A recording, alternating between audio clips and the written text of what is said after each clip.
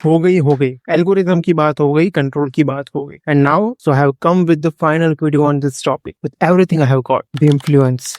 सबसे पहले कल ही मैंने एक पोस्ट डाला था, बट एज यूजुअल लोग स्क्रॉल करते लाइक करके निकल गए। लेकिन अगर मैं इस बात को एक साइबर सिक्योरिटी इंजीनियर की तरह समझाऊं तो डेटा प्राइवेसी के नाम पे हम 20 से 25 साल पीछे हैं। तब लोग थे, पावर थी, लेकिन डिसीजन मेकर्स नहीं थे। और यही बात हम इस लिस्ट में साफ साफ देख सकते हैं, स्पेशली चाइना, रशिया और नॉर्थ कोरिया। चाइना ने ये गेम 1999 में ही समझ लिया था। उसी बाद क्यों बाइडू और वीचैट जैसे खुद की प्लेटफॉर्म क्लियर कर दिए, और 2009 तक तो उन्होंने फेसबुक, ट्विटर और गूगल को तो ब्लॉक ही कर दिया। और अब आते हैं रशिया पे। रशिया ने 2006 में ही अपना वी कॉन्टैक्ट बना लिया था, यानी अपना खुद का फेसबुक। और धीरे धीरे 2022 आते हुए उन्होंने फेसबुक और इंस्टाग्राम को परमानेंटली ब्लॉक कर दिया। और इसके बाद आता है north Korea. Extreme level isolation, पूरी कंट्री आइसोलेट करती, एक्सटर्नल पावर्स, खुद का इंटरनेट, खुद का सोशल मीडिया और सब कुछ उनका रूल। तुम्हें ये शायद तानाशाह लग रहा होगा, लेकिन अब जो मैं बताने जा रहा हूँ इंडिया के बारे में, उससे आप समझोगे कि ये कितना इंपॉर्टेंट था नॉर्थ कोरिया के लिए। अब आता है इंडिया पे। इंडिया ने चाइना से 20 साल बाद, मतलब कह सकते हैं 2020 में, टिकटॉक के साथ साथ चाइना के 58 एप्लीकेशंस बैन कर दी। 2023 में पहली बार डेटा प्रोटेक्शन एक्ट आया, लेकिन डेटा तो जा चुका था ना। अब ये समझ आता,